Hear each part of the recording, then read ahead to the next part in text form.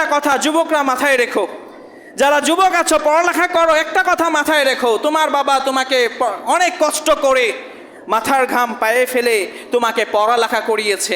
Inter complete করেছো, honours complete করেছো, masters complete করেছো। তোমার বাবা এর জন্য তোমার পিছনে প্রায় 14 লাখ থেকে 20 লাখ টাকা ব্যয় করে ফেলেছে।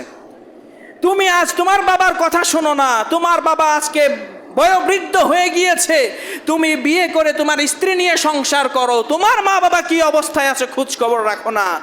তোমার বাবা মা চাইলে তোমাকে ফেলে দিতে পারতেন, তোমার মা বাবা চাইলে তোমাকে বিক্রি করেও দিতে পারতেন।